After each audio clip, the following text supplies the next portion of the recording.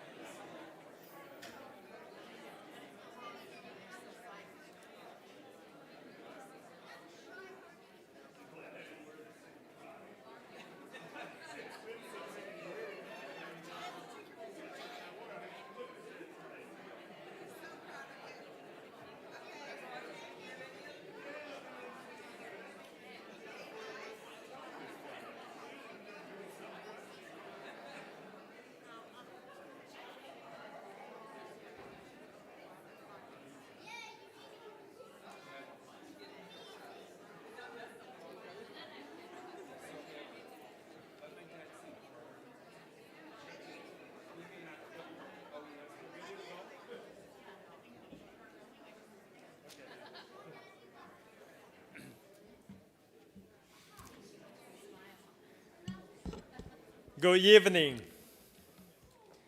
Good evening. I'm Feng-Sheng Hu, Dean of Arts and Sciences. It's my privilege to welcome you to tonight's event, the Arts and Sciences Distinguished Alumni Awards. Thank you for helping us celebrate, whether you are here in the room with us or watching via our live stream. We appreciate your support for our extraordinary honorees.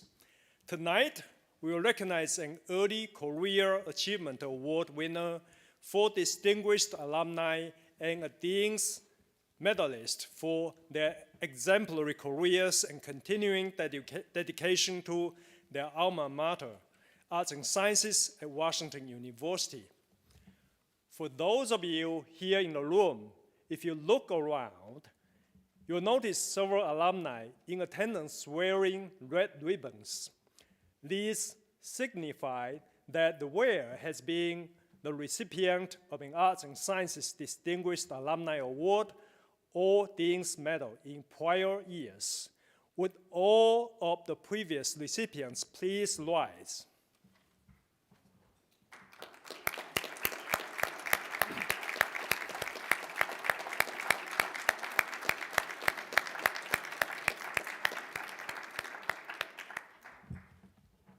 We are also honored to have the support of the Arts and Sciences National Council. Many of the council members are here tonight. They provide invaluable perspective on issues of critical importance to the future of arts and sciences and play a vital role in advising me and my senior leadership team. If the members of the council could please rise.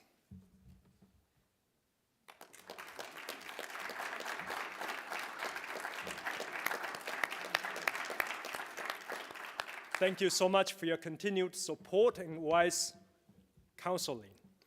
I also want to recognize our selection committee. Except for the Dean's Medalist, this year's Distinguished Alumni Award winners were selected by an anonymous committee of previous award winners, faculty, and alumni volunteers. It's not a quick and easy process, given how many outstanding alumni we have. I cannot ask them to stand since it's an anonymous committee. But I would like to thank them for their many hours of service and excellent work.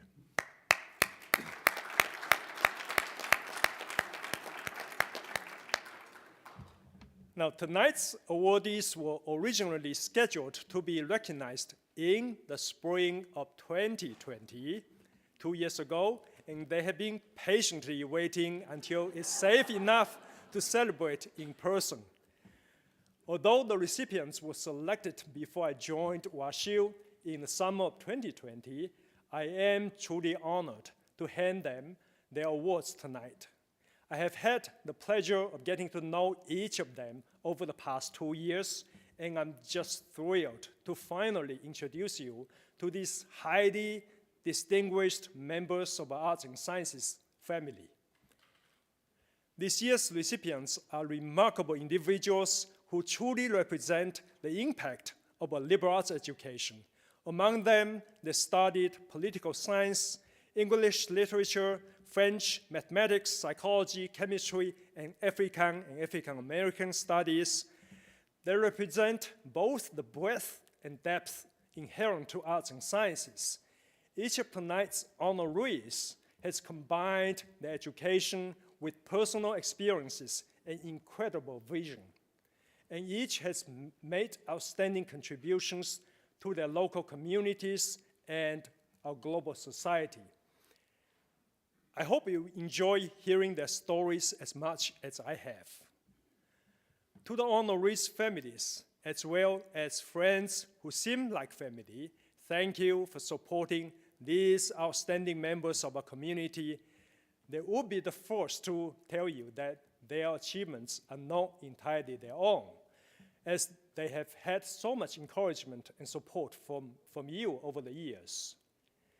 And now, to help recognize our first awardee, I would like to welcome Henry Roddy Rodiger to the podium to introduce this year's winner of the Early Career Achievement Award.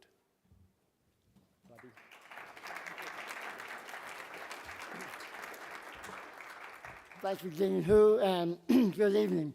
Excuse me. As Dean Hu said, I'm Roddy Roediger, the James S. McDonald Distinguished University Professor of Psychological and Brain Sciences.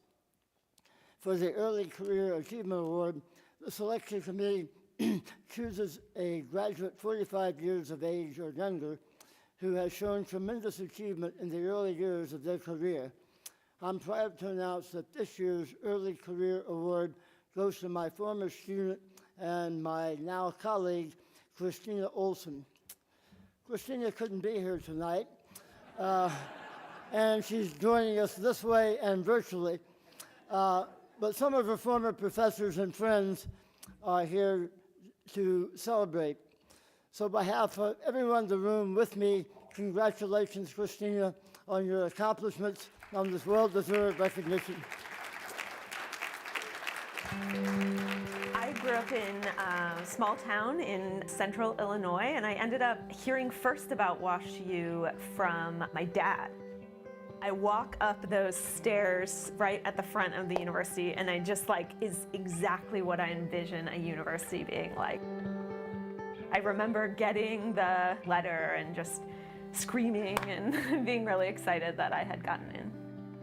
I knew I wanted to major in psych, and I decided I'm going to try to get a job in the psych department. And I just barged right into the door of the chair of the department, which turned out to be Roddy Roediger. I'm going to be a freshman, and I'm looking for a work-study job. Do you know anything?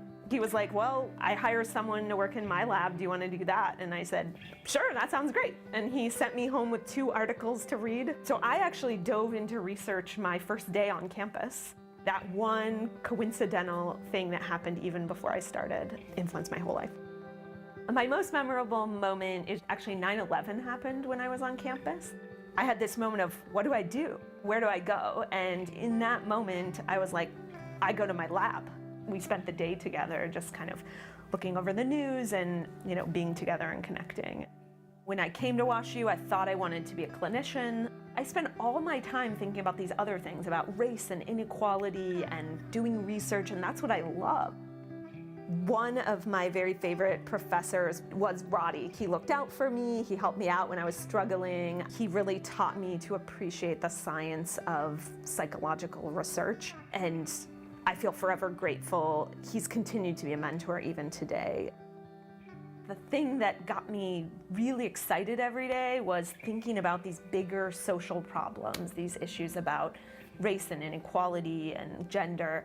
And it was at WashU that I discovered that as a psychology major, you could go on for a PhD in psychology and actually study those kinds of questions. Right after I left WashU, I went to Harvard as a PhD student in social psychology. I was then very fortunate to get a job at Yale, where I became a professor for 5 years before moving out to University of Washington. I'm really interested in how it is that kids come into the world and figure out how the rest of us, the adults, sort the world into all these categories that turn out that most of us think have very deep meaning. How do kids figure out that of all the possible different ways you could divide the world, that these are the ones that matter and these ones don't?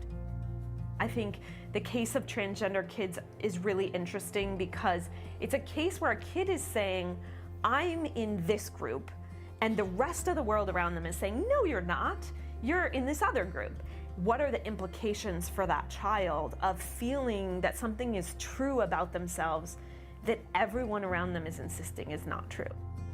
I think that desire to be better, to surround myself with good people, to try to deserve those good people in my life, I think is the thing that drives me every day. My advice to students wanting to have impact in the world is put yourself around people who are having impact, learn how they're doing that, and be a part of a team of people who share your goal, and you will have impact. I'm especially honored to win this award because it comes from WashU, this place that played an incredible role in my development. I feel like I wouldn't be where I am today in any sense of the word if it wasn't for WashU. So the idea that anyone at WashU would believe I was deserving of something like this is incredibly meaningful.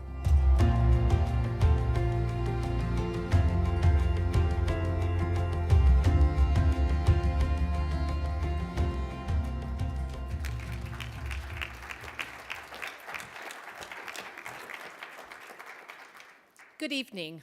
I'm Erin Mclaughlin, Vice Dean of Undergraduate Affairs in the College of Arts Hi, and Sciences. everyone. Thank you so much for this amazing award. It means so much to me because it comes from a place that's been so integral to my development as both a scholar and a person.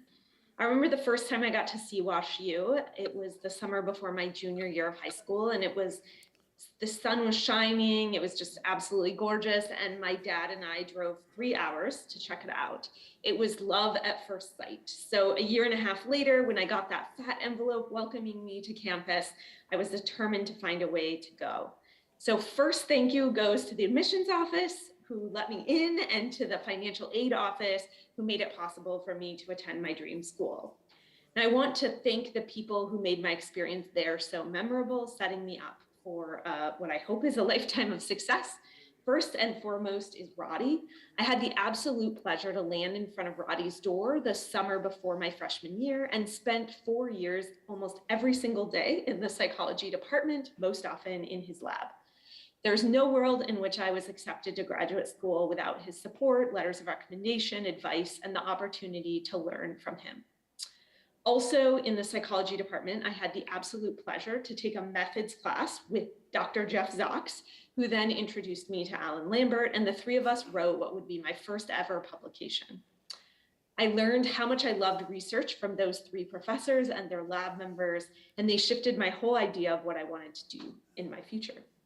On the other side of campus, I was fortunate to be what was called at the time an African and Afro-American Studies major. In that major, I learned to value the perspectives and experiences often ignored or silenced in research. I've tried my best to keep the lessons I learned there in mind throughout my career, lessons about the importance of caring deeply about the humanity of people who are part of our research. Amongst the professors in that department who changed my life was the late Dr. Garrett Duncan, or G. Albert, as I called him. I'm forever grateful for his teaching about being an ethical teacher and an ethical human being in the world. Finally, I'd like to thank Dean Hu, Katie, Kathy, and the rest of the Advancement Office who have stuck with us awardees for the last 3 years, making us feel celebrated during a particularly difficult time in history. It's a huge honor to be on this stage with the other folks winning awards tonight. I'm sad that I can't be there in person, but I look forward to returning to that beloved campus soon. Thank you all so much and have a wonderful night.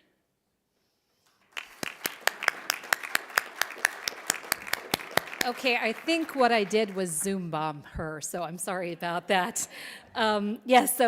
Starting over again, I'm Erin Mclaughlin. I'm Vice Dean of Undergraduate Affairs in the College of Arts and Sciences. I'm also a professor of German and Jewish Studies. And I have the pleasure of introducing our next category of award winners, our Distinguished Alumni. The Distinguished Alumni Awards honor graduates from our undergraduate programs, master's and doctoral programs, and from University College. The awards recognize individuals who exemplify the ideals embodied by a liberal arts education and bring distinction to Washington University through their lives, their work, and their service. Tonight's honorees pursued an education across disciplines and are now brilliant examples of success in business, media, academia, and law. Let's meet our honorees. I wouldn't necessarily have been someone demographically minority, single parent home without much money that you would have thought would have risen through these places. Except I was never at risk because of my mother.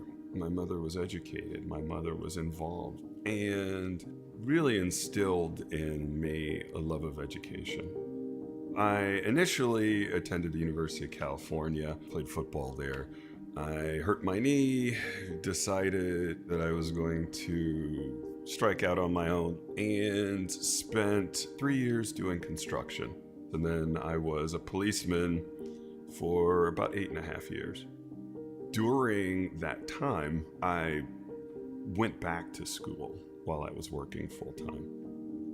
I went to university, college, first to get my undergraduate degree. And then after I got my degree, I continued in law enforcement and ultimately decided to come to law school. And so between University College being affordable and law enforcement reimbursing my tuition, I was able to go without taking a tremendous debt.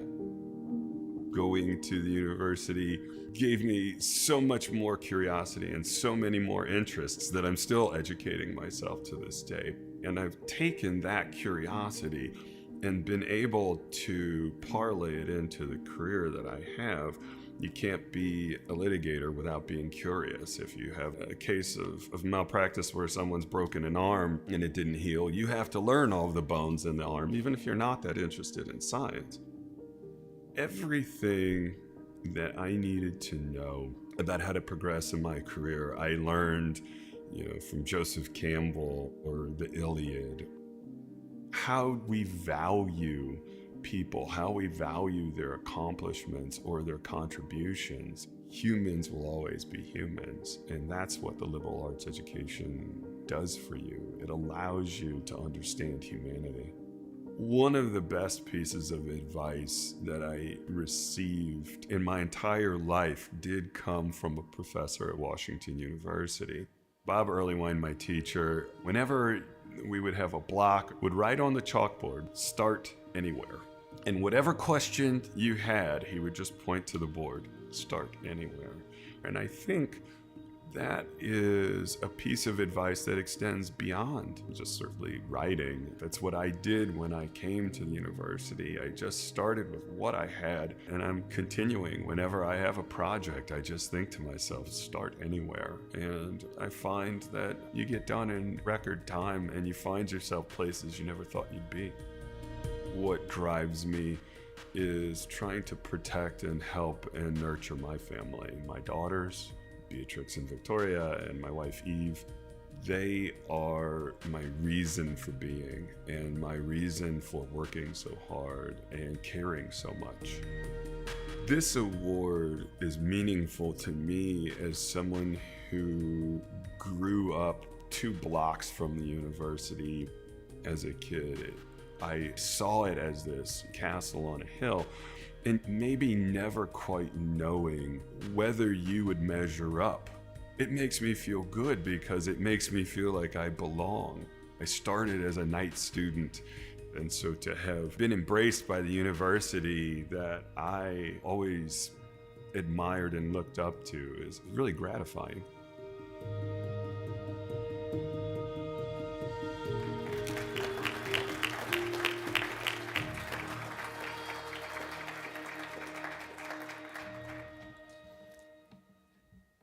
TR, in recognition of your academic achievements, your legal career, and your inspirational approach to life and success, I am proud to name you as a distinguished alumnus of Arts and Sciences. Congratulations.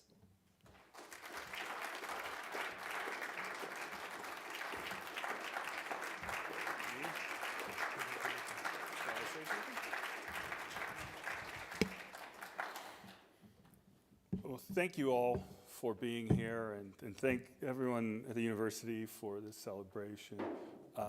First, I guess I should thank God for giving me some direction and taking care of me, even at a time when I didn't know how to take care of myself. Second, I guess I should say, this award is especially gratifying for someone like me who has clung for the largest part of his life to one simple principle, which is, I think I can hit that from here. I am not your typical honoree. I hope that my fellow honorees aren't degraded too much by my presence. I did drop out, I did go back, and I have found a way to make something of myself, largely because of my mother, Karen, my wife Eve, and my daughter Beatrix. And also we have 2 more daughters at home, Victoria and Alexandra, whom we call Teddy. Thank you all for demonstrating to me that even a life as simple as mine can have meaning. Thank you so much.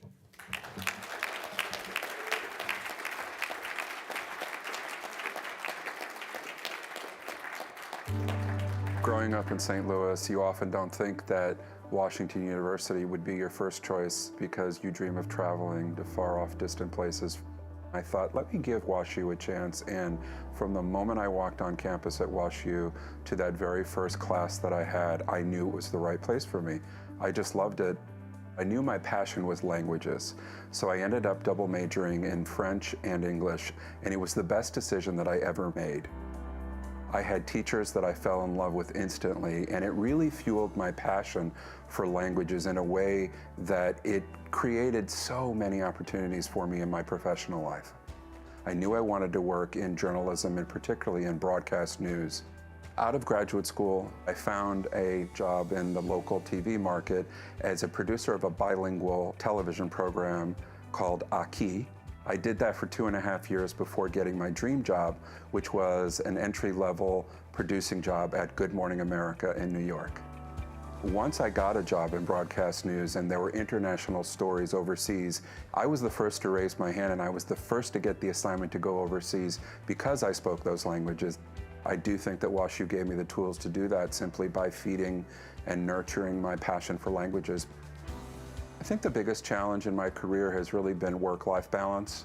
The first 10 or 15 years that I was at ABC, I volunteered to work weekends, to work long hours, and I was literally at the office for 16, 17 hours a day. I kind of learned later in my late 30s and my early 40s how to combine work and my personal life. It just took a while to get there. I have so many career highlights. I would have to say, though, that September 11th, 2001, I was in the control room running the live Good Morning America broadcast that morning when the plane struck the towers. It really did change the way I view the impact of what we do in broadcast journalism, and it is to this day still the most important assignment. I am most grateful to my dad, who gave me the benefit of an education, a private education, so that I could go to an amazing school and dream big. What I would say to students who want their careers to have an impact is follow your heart, follow your passion. Don't let naysayers tell you that what you're interested in won't translate to an income, won't translate to a good job, because if the passion is there and you want to follow that passion into your professional life, the work will come.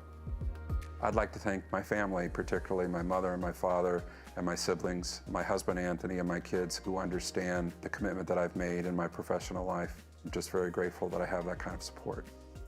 There's so many things that make WashU special. There's the fact that it's in the Midwest and it has a really nice, welcoming spirit. There's obviously the quality of the education, but I think it's really about the people. I think that the value of a liberal arts education today is enormous. Go for the most broad-based liberal arts education that you can as an undergrad. Out in the real world, when you go for a job interview, the better off you'll be. As a dad with young kids, I think a lot about their future, and what I want for them is a college experience very much like the one that I had at WashU. I want them to be in a really stimulating environment. I want them to be in a safe, nurturing environment, and who knows, maybe in a few years they'll be applying to WashU.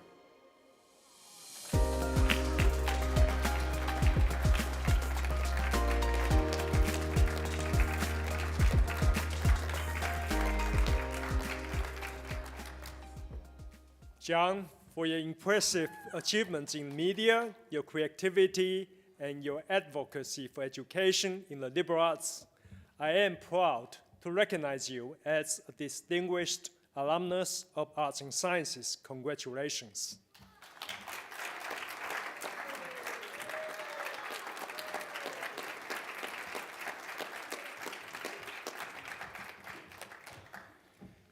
Thank you. It's hard to talk after you see pictures of your kids.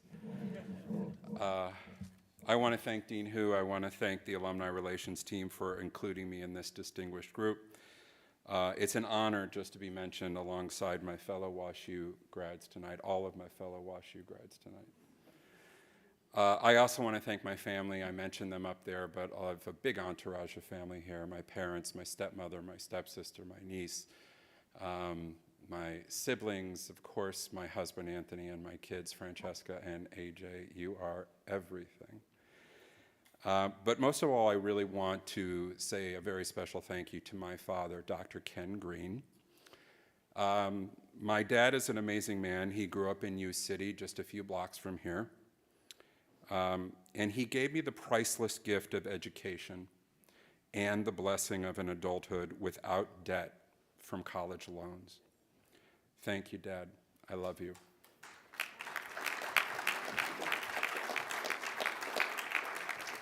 I just wanted to talk a little bit more about majoring in Romance languages because I got a lot of flack when I was at WashU about that. As I said, I went to WashU as an undergrad. I wasn't sure exactly what I wanted to do after college, but I knew that my passion was, in fact, languages. That's another gift I got from my dad, Ken Green, by the way. So I majored in French and English, and I started incubating at that time also what would become a lifelong passion for Spanish. In fact, my very favorite WashU professor, the esteemed and retired Dr. Susan Rava, is here with us tonight. Thank you, Doctor.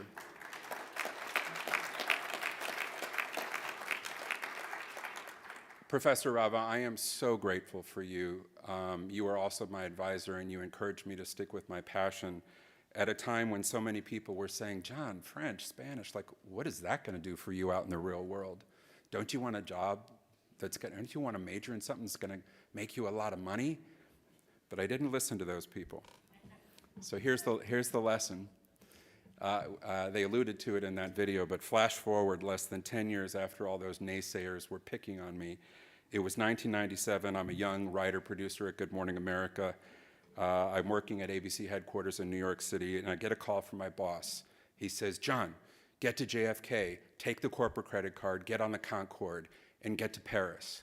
I said, hey, guy, what's going on? He says, Princess Diana has been in a car crash, and I need you. You're the strongest producer, and you speak French. So get on that plane and get over there. So by the time I landed in Paris, of course, the princess had been pronounced dead. Very, very sad story, but I ended up staying in Paris for a month, overseeing all of our coverage and doing all of our network translations for ABC. So, Professor Rava, good job. A few years later, I would be back in Paris to cover another crash. This was the tragic crash of the Concorde, the very same Concorde that I flew to Paris on. That crash killed 113 people shortly after taking off from Charles de Gaulle Airport, and it effectively neutered the entire era of high-speed commercial plane travel. In between these far-flung stories, I also got a call on several occasions to go to Cuba, back when there was still an embargo. I went on a journalist visa several times. I went for Fidel Castro. I went for the Pope's historic visit to Cuba. I went for a story about a little boy from Cuba named Elian Gonzalez, whose mother tried unsuccessfully to escape Cuba with her son in a small aluminum boat. You may remember that story. I even went once to cover an exhibition baseball game between the Cuban national baseball team and the Orioles of Baltimore. I cannot tell you how disappointed I was that it wasn't the Cardenales of San Luis. But alas, that was not meant to be. And on one of those trips to Cuba, I had a couple of extra days to squeeze in a feature story. So I traveled with my anchor to a little fishing village outside Havana to interview a 100-year-old man named Gregorio Fuentes. Don't recognize the name? Well, Gregorio Fuentes was first mate to Ernest Hemingway, and the man that many said led the iconic writer to pen The Old Man and the Sea, a classic that I studied at WashU that I loved. And as I sat across from this wrinkled centenarian in a place very few Americans were allowed to travel at the time, I could not help but remember when I was studying English literature and French at WashU, how are these books going to come in handy one day?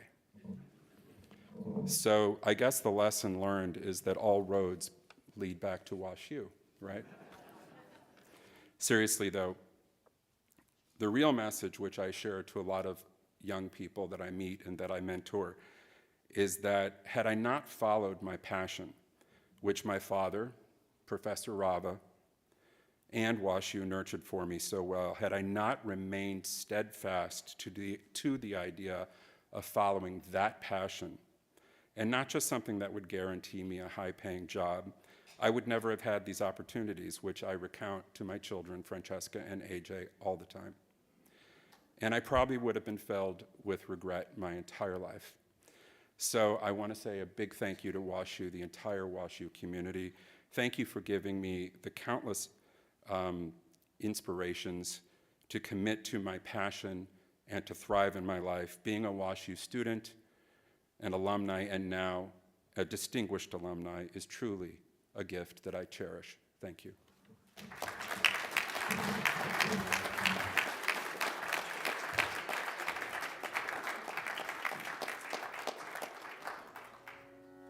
When I was in high school, I was interested in math and biology and chemistry. We did not have a great financial future, and my parents were just adamant that we were going to all get a college education. I applied for like 4 or 5 of them, and this is the story of the courage of my mom. I remember getting a phone call from a local all-girls college here, full of scholarship. I didn't want to go. I wanted a diverse environment and one that had more of a global reach. So I remember having a conversation with her, and she said, "You're going to turn it down and something else is going to happen." 2 weeks later, WashU called and gave me a full scholarship. She had so much faith and so much commitment, and she gave me the strength and the family the strength to make that decision.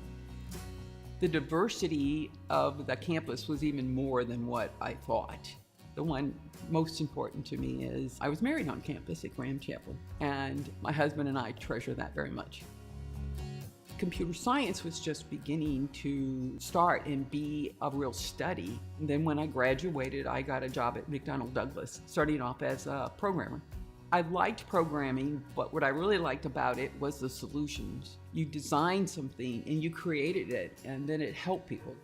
I was working with companies like U.S. Steel and National Distilleries to use my math to solve transportation and rating and routing problems. My family was all here in my support system, and I had a baby at the time. So we moved it, and then 4 days later, I went to work for MasterCard. MasterCard was all about what our product was a processing service company. And I found that my talent was more interested in understanding the opportunity of the IT characteristics and how that would be effective and bring more business to the table. In most of my life, in the beginning, women were a scarcity in anything that was more STEM related. You know, I had the same fears and anxiety that they have now. And it doesn't mean that to be successful, you're fearless. It means that you have the fortitude to try it and to make some decisions around life balance. And then I do think that generally people should be responsible for giving back to their community. I always told the people that I worked with, if you're not failing, you're not trying new things, and you will never know what you did right that made you successful. But when you fail at something, you really go through a gut-wrenching examination of why did you fail and what are you going to do next time so you don't do it again. When I was thinking about this award, when Barbara called me to tell me, she said, "No, your husband is your biggest advocate." And it made me cry. It was like, wow, after all the sacrifices and the support he gave me, he really feels that way. My kids had told me, "We are better grown-ups because of what you did, and you taught us to be independent." So it brought back all those memories and sort of reinforced some of the things that they had been telling me. I hope that people remember me by taking chances, don't be afraid to fail because you will learn, and take care of your family.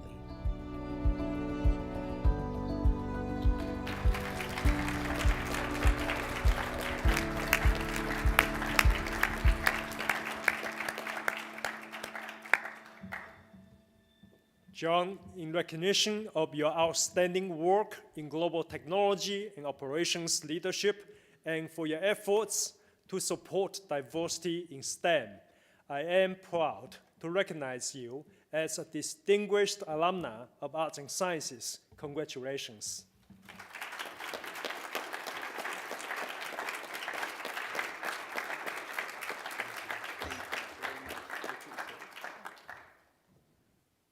Well, it seemed like I was crying a lot, so I hope I don't cry this time.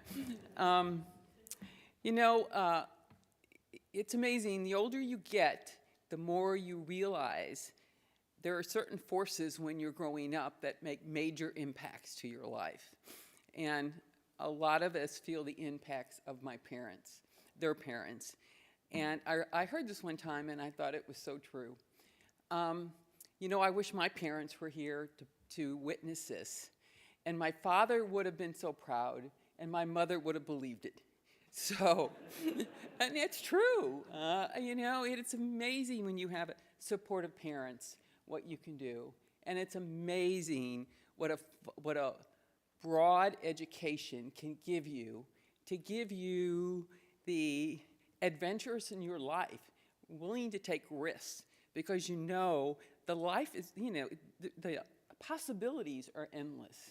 So, and that's where growing up rather poor and having the opportunity to come to a university like this on a full scholarship was just so uplifting. And it was much more diverse than I had been used to going to all-girls high school, which was a really good experience. I went to Rosada Kane here in St. Louis, and but I wanted a diverse education, and WashU and my mom helped me get here. So I do want to thank my wonderful husband who's here. He supported my career in the most giving ways, and he was so instrumental in helping me raise our children. So I have 2 girls, and I would say there's 3 traits when I think about them, and they're live streaming this. I believe they're adventurous, I believe they're brave, and I believe they're loving. And you know what else? If you have that aptitude to reach out and try things and maybe try to break some ceilings, and don't be afraid to take risks, because life's all about taking risks and rewards and hoping learning from them. I think that's so important. And the more learning you do, the more prepared you are for your next challenge. And I truly live that motto. Not that you want to be able to survive every challenge, but you can't handle challenges well if you don't build up some stability to get there. So fundamentally, I am so grateful. I am so grateful for Washington U giving me the opportunity to come here and have the broadness in the arts and science curriculum. I started off as a math major because my mom was this wizard math person who never even went to, I don't even think she went to high school. But she could do in her brain more mathematics than most people can do if they write it down. So she had that natural ability, and I have a brother and a sister who are math majors. So when I came, I didn't know what I wanted to do with math. What do people do with math majors? It's kind of like, what do you do with a language major? And I just happened to be here at the right time when computer engineering was becoming a thing. And I fell in love with it, and I did it my whole life, and I would never have had this opportunity if I hadn't had the opportunity to have a scholarship from this marvelous university. Thank you.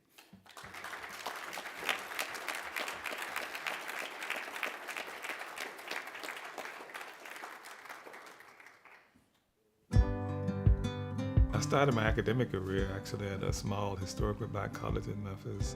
But there was a faculty member at the University of Memphis by the name of J.C. Williams who got on the phone with Art Wall, who ultimately would turn out to be my research advisor at WashU. I was very, very interested in nuclear science, nuclear chemistry, and WashU was one of the best places in the nation to go to pursue that as a graduate student. Everybody seemed to be, focused on solving, some great problem. You know, WashU had an orientation program for incoming graduate students. I got summoned to the former chancellor's office, trying to figure out, I've only been here a few days. What have I done to get in this much trouble? Chancellor Danforth was there. He said, son, you need to call your mother. I didn't call her to let her know that everything was okay, and she called until she got to the person who was actually running the place. I taught in the Inroads program, brought in high school students from the St. Louis area, parts of East St. Louis and Bellevue and those communities. And that gave me a lot of inspiration because I could see myself in some of those. After leaving Washington University, I started my career as a research scientist at Oak Ridge National Laboratory. It was there when I started seeing a path to a university environment. I become the president of Florida University, but what really drives me is making sure that we do all that we can to get them, to the place where they can make their contributions to society. But I think the ultimate measure of a university is what do they do when they go out into the world, and then what do they do to support the institution, the place that helped them get there. You ought to be thinking about how can I make that place that got me here, to be able to do that even more effectively for the students who are there now and the next generations that are to come. One of the things that really makes WashU special is that you have so many great stories to tell. There's so many wonderful alumni who have and are doing great things around the world. And to stay connected,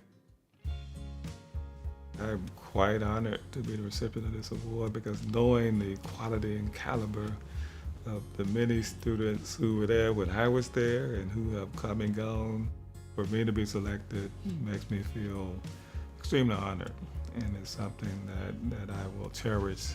But I have to thank my mother, as a single mom raising 6 kids. The fact that I was able to go and get a PhD in chemistry made her extremely proud. And then, of course, at Washington University, I have to thank Art Wall to obtain a PhD in nuclear chemistry. So my wife, Sharon Hollowell Robinson, we met on the campus of Washington University. I have been blessed with her companionship for all of the years since. I think in a liberal arts environment, you get a little bit more balance, right? Appreciation for the hard sciences, and of course, you get to enjoy the arts and humanities. It really is a place highly recognized for excellence, and I think above all, that's what makes it such a special place.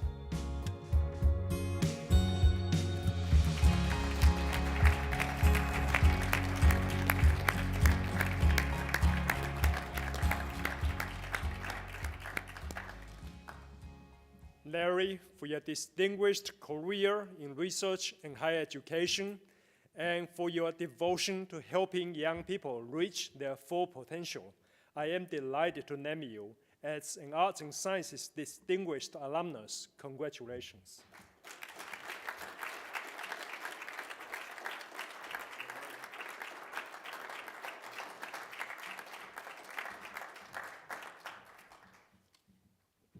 Put that there for a minute.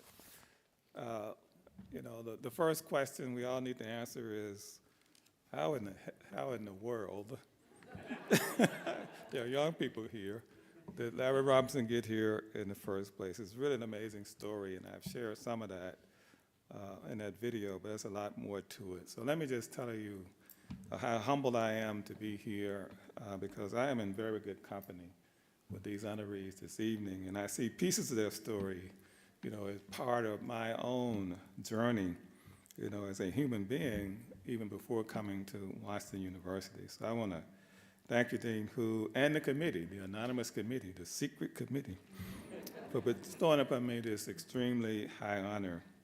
And before I go too much further, I also want to thank Dr. Ed Marcias, the Provost Emeritus and former Executive Vice Chancellor at WashU, for in fact delivering the keynote at my inauguration as president of Florida University in November of 2017. He did come by this evening, but he and his wife had to leave.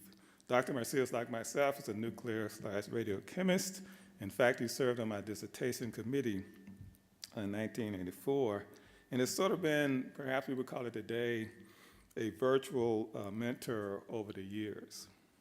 And then there's, of course, the gentleman that was referred to in the video, my research advisor, Dr. Arthur C. Wall. And if most of you probably don't know, but Dr. Wall's dissertation at University of California, Berkeley, was classified for many, many years because it was on the discovery of plutonium-239.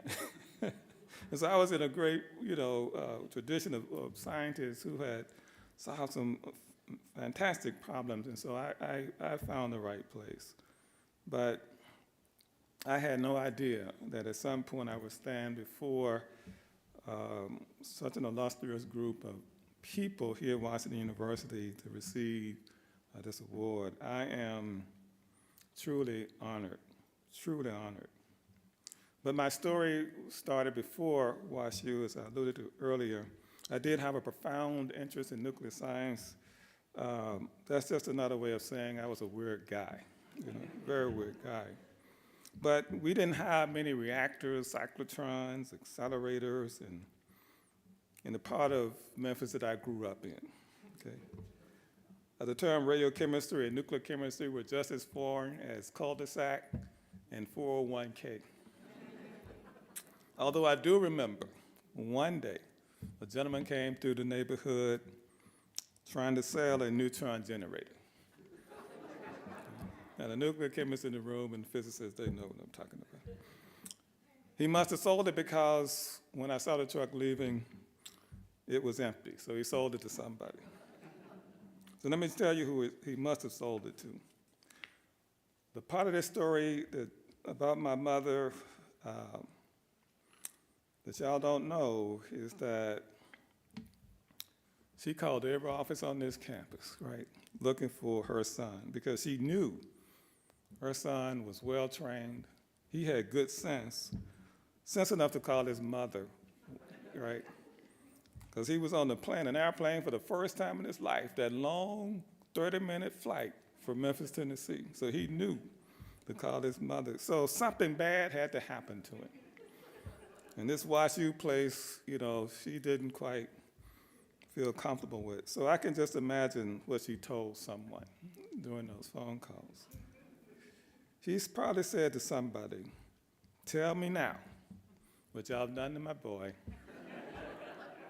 or else I'm coming to St. Louis with my neutron generator, and I'm going to turn this whole place out." That's the mother that I had. Right? She raised 6 kids as a single mother. We got a lot of love, but she was determined that we were going to go to college and we were going to do well. But at WashU, there were a tremendous number of gifts that I received over the years, and I appreciate every one of them. I found myself here in a way I understood that there were opportunities beyond anything I had imagined. Once I figured out what a PhD was, I had to figure that out first. Nobody talked about that when we gathered on the block in Memphis, Tennessee. But WashU, the best gift you ever gave me, right, is sitting right here on the front row. My wife, Sharon Hollowell Robinson, of 37 years. Believe it or not, we grew up less than 2 miles away from one another in Memphis, Tennessee. It really was 1.5 miles in Memphis, Tennessee. We went to the same high school, right, Southside High School. In fact, when we were here, in Sharon's class at Southside High School, there were 2 other students, Marjorie Shaw, who is now the Dr. Marjorie Johnson, and Judy Boyce, both from that same high school that I went to. But Sharon and I never met.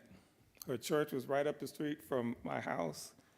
But I had this fantasy that one day, walking past the church, as opposed to going in, Sharon must have peeked me, right? She saw me walking past the church. And she followed me 300 plus miles to Washington University, and the rest is history. Thank you so much for this award. Thank you.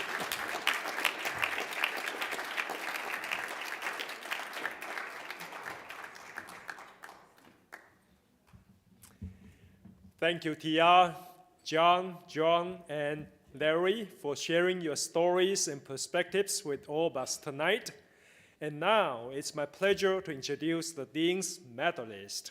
Each year, the Dean has the honor of selecting an individual whose dedication and support have had an exceptional impact on arts and sciences.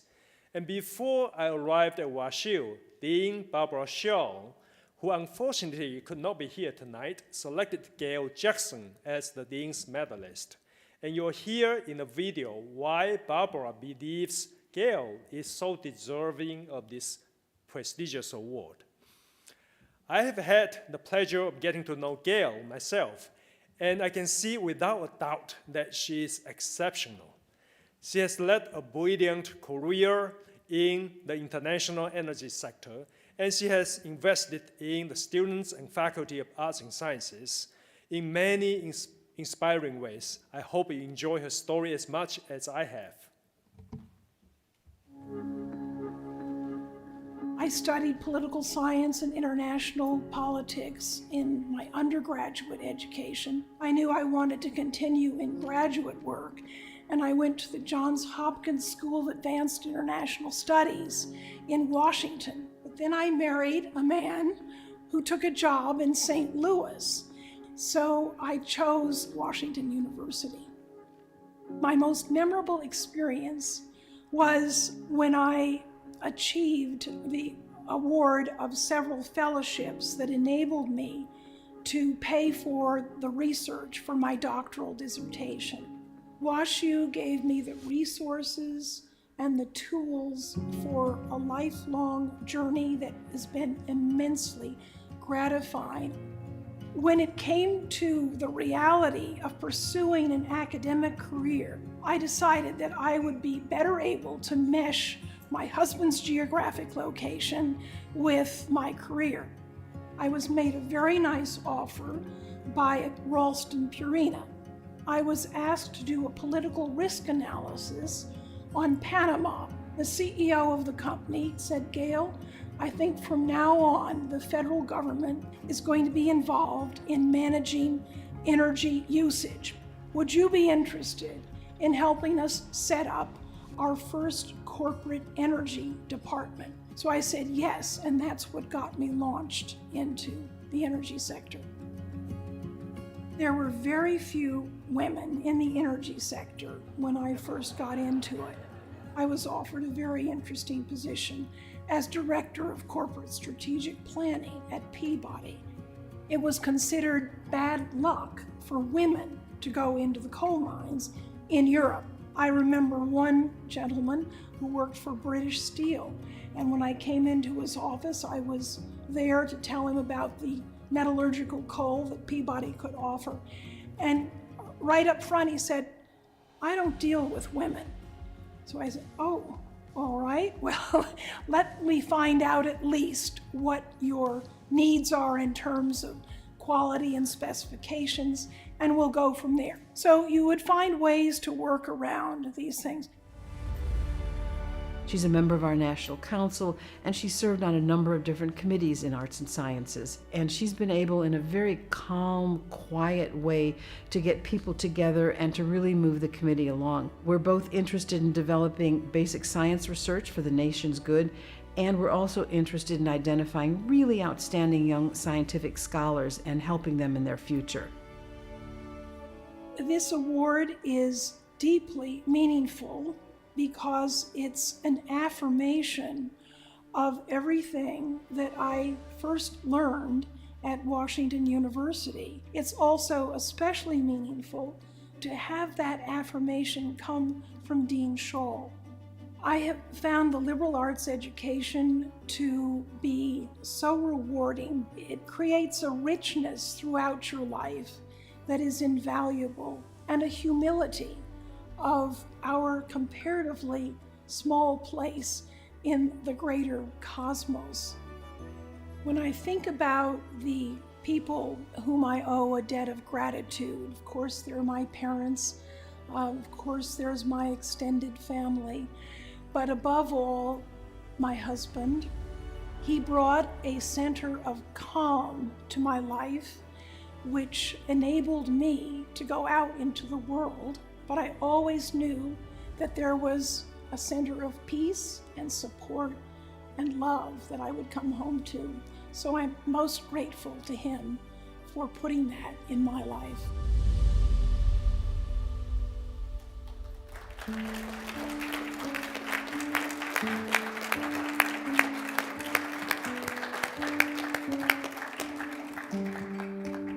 Gail, in recognition of your history of outstanding leadership in the business of international energy,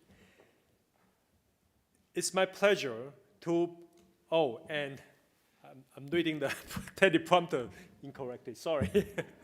And for your tremendous generous support of endless enthusiasm for arts and sciences, it's my pleasure to present you with the Dean's Medal.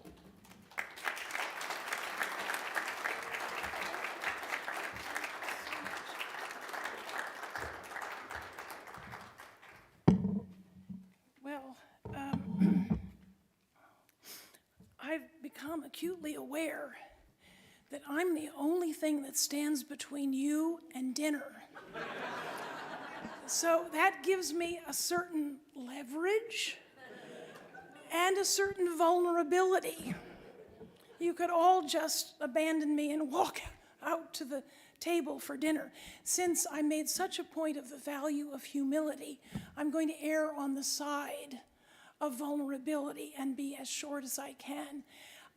One thing I wanted to share is that when I came as a graduate student in 1968, I've been here since then, and I've had 5 dwellings. All of those dwellings have been within 2 miles of Washington University. So although my career enabled me to travel widely, I always came back a bit like a moth to light to Washington University, which was my immediate neighbor.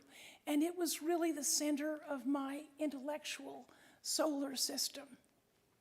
It's always been important, and it will continue to be so. I'd like to acknowledge one of my beloved stepchildren, Caroline Kraus, who is here. She's come from San Francisco to be with us. And I think live streaming, I have my stepson Grant and stepdaughter Madeline watching from Washington and Florida accordingly. But enough about the past. I think we should focus on WashU and the future. And I want to say this carefully, so I'm going to read it. Let's put the spotlight back on WashU. Dean Hugh and his team have just completed drafting a new, ambitious, and highly aspirational strategic plan for Washington University. It will take the School of Arts and Sciences to new heights. All of us here tonight will have the excitement of watching and helping as Dean Hugh leads them forward to meet their goals. I look forward to many more years of living close to WashU, both literally and figuratively. Thank you very much.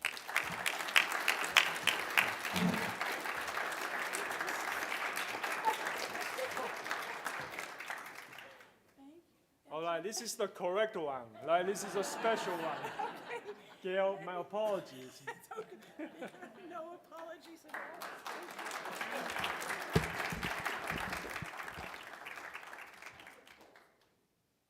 I wish I could say that I'm a lucky dean. I'm not. So thank you for being so patient and so understanding of the mistake. Thank you, everyone, for joining us tonight, whether here in the room or watching online. It has been wonderful to have so many talented and outstanding alumni gathered for this event. This has been a remarkable evening full of inspirational personal stories. Thank you for all you do to place arts and sciences at the heart of this great institution. Washington University is strong, at least in part because of the achievements and dedication of our alumni. And we're so proud that you are part of the arts and sciences family. For those here in person, we'll continue the celebration with a dinner next door. To everyone watching the live stream, thank you again and enjoy the rest of your evening.